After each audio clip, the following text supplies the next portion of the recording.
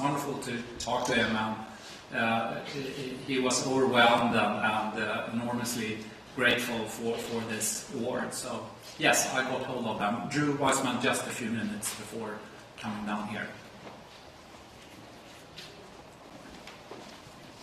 Yes.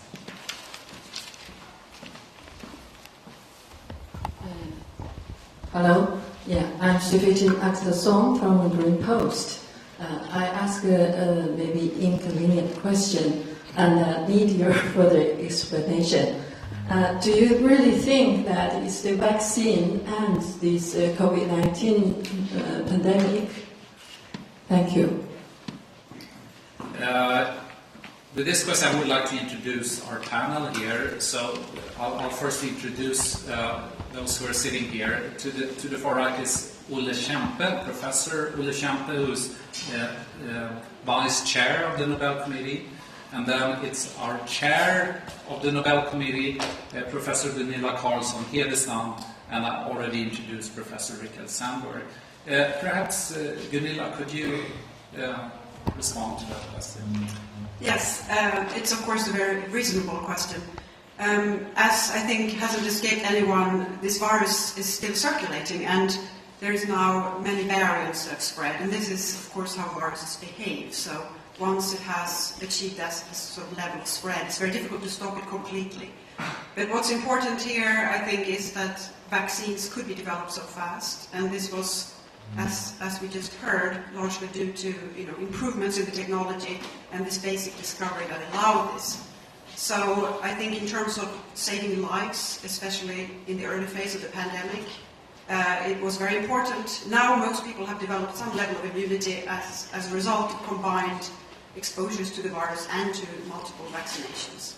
So we're not in, the situation is not as dire as it was a few years ago.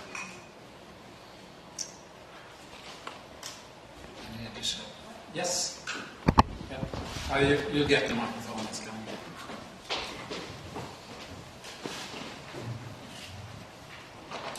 Thank you. This is Sunny Life Weekly from China.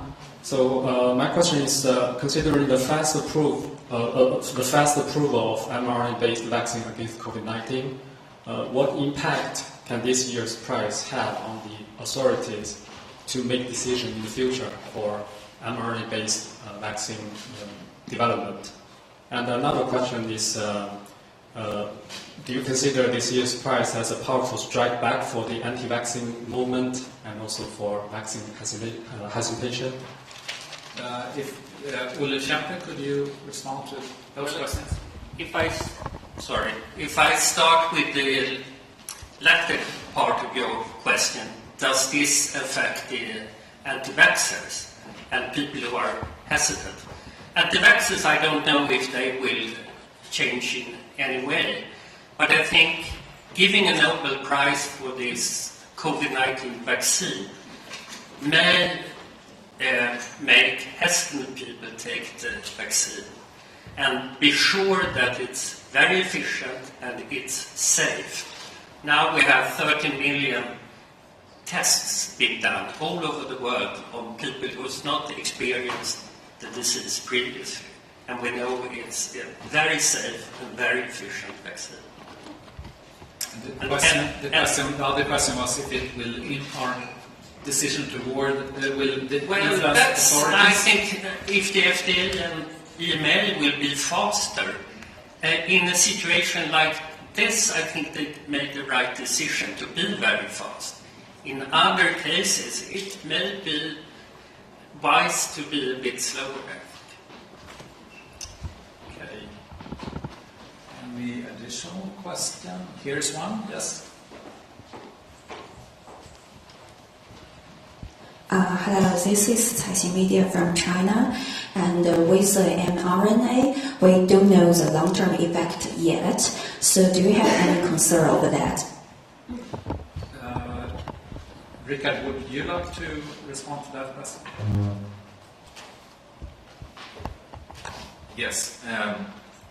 Of course, mRNA vaccines have only been given for a certain amount of time, which begs your question. Having said that, of course, the mRNA vaccine that is given is very transient. And the fact that 30 million people have gotten the virus, vaccine virus, and I mean, the amount of side effects noted to date is extremely limited. So I don't think it's a major concern. Anyone else want to add to that? Or that's fine, I guess. Well, it can't be integrated into the nucleus, into the DNA. That's, a safety precaution. The adverse effects that's been noted is mostly a mild myocarditis or perimyocarditis, mainly affecting young males, but that normally resolves without any long-term effects. And maybe one could also add that the consequences of having COVID-19 can definitely have long-term health effects, as we know.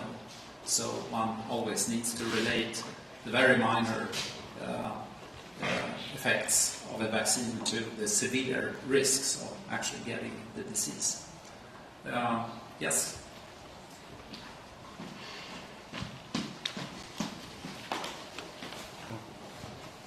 Thank you, David Keaton, Associated Press.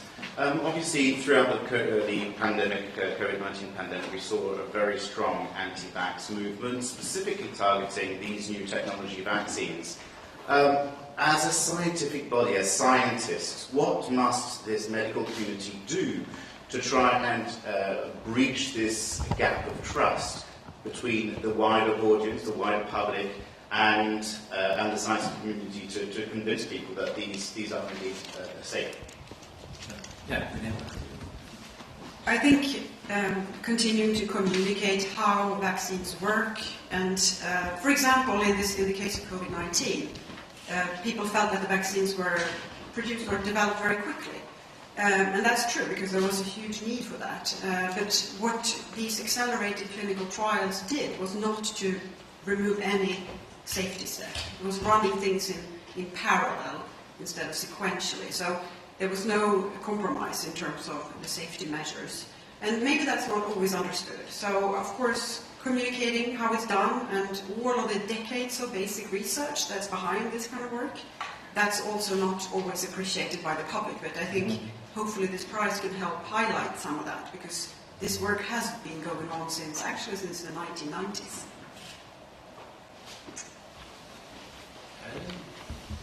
Here is one more. Here.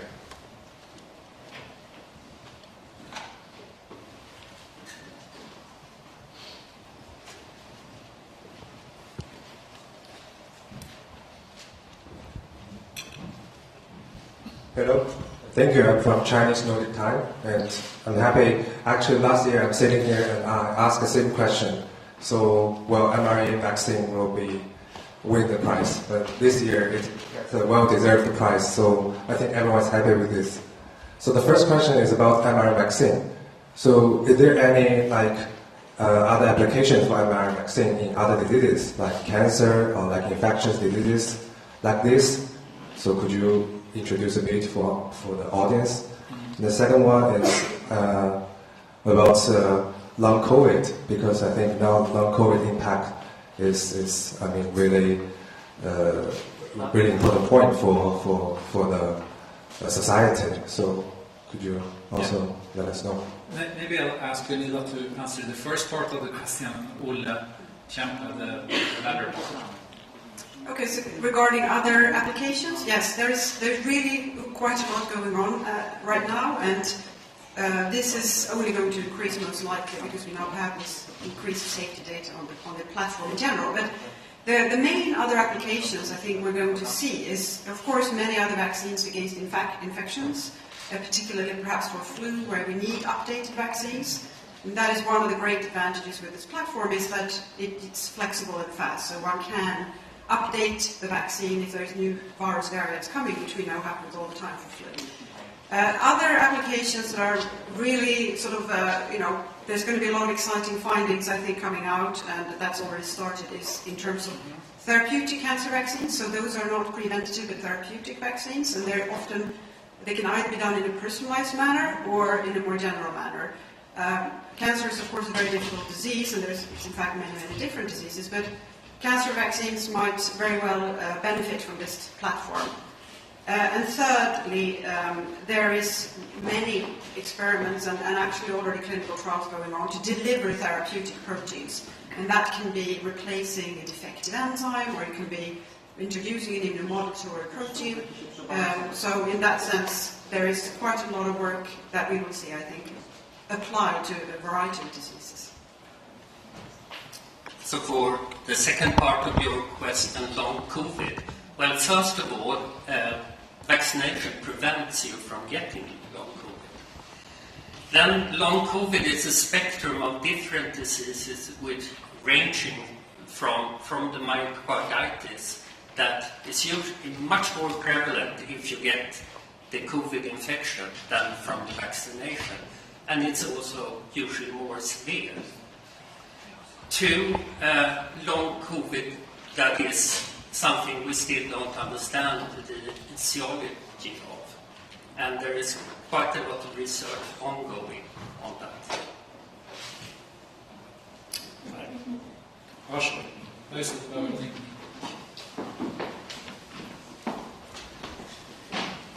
Yes, I'd like to ask you, Thomas, about Katalin Kariko's personal circumstances. You said that she had to leave her job, and could you just give me some more details about what happened to her and what the price means?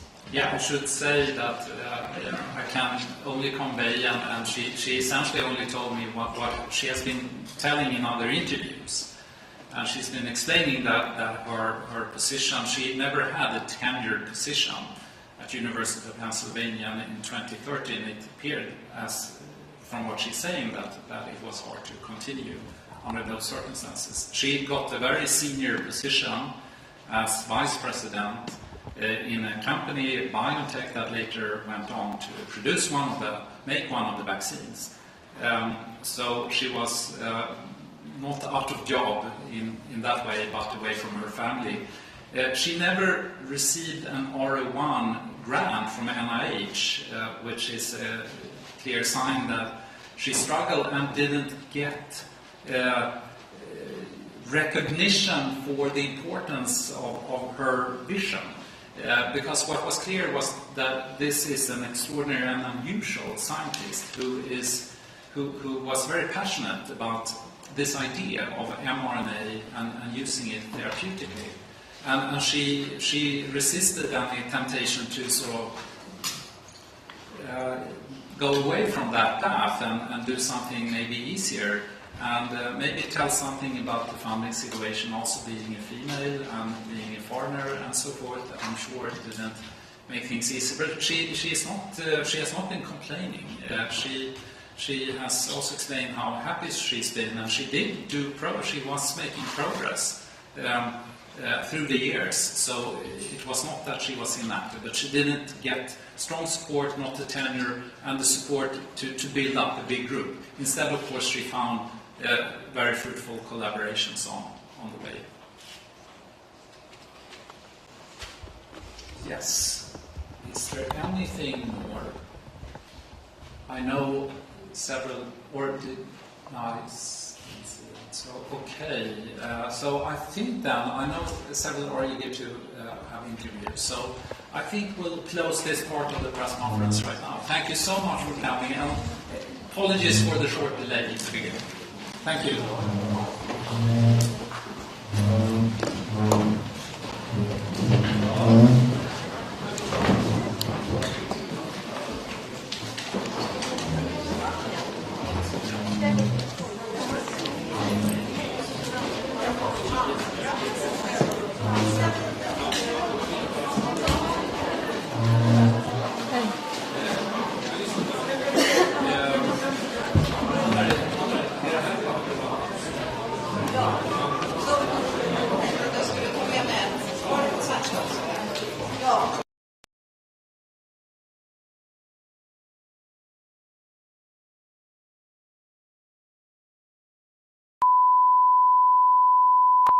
This is the primary audio circuit for the Reuters live service.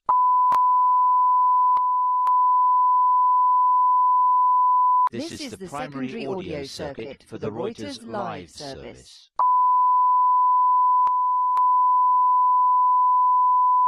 This is the primary audio circuit for the Reuters live service.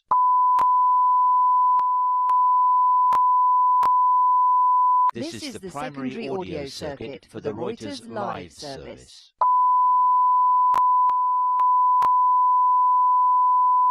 This is the primary audio circuit for the Reuters live service.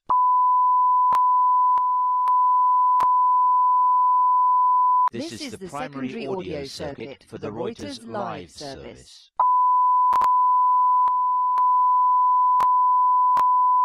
This is the primary audio circuit for the Reuters live service.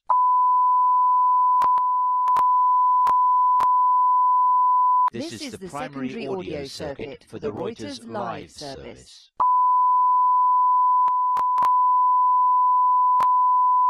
This is the primary audio circuit for the Reuters live service.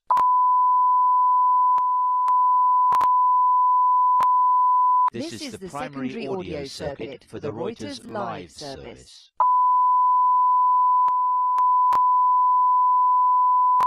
This is the primary audio circuit for the Reuters live service.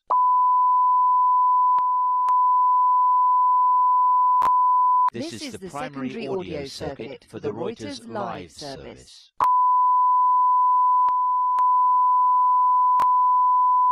This is the primary audio circuit for the Reuters live service.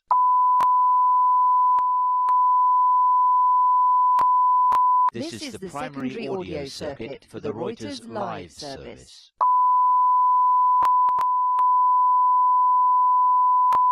This is the primary audio circuit for the Reuters live service.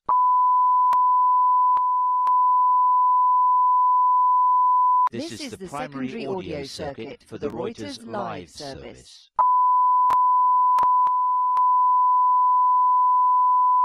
This is the primary audio circuit for the Reuters live service.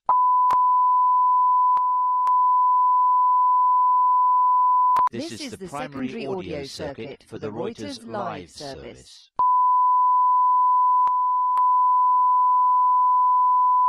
This is the primary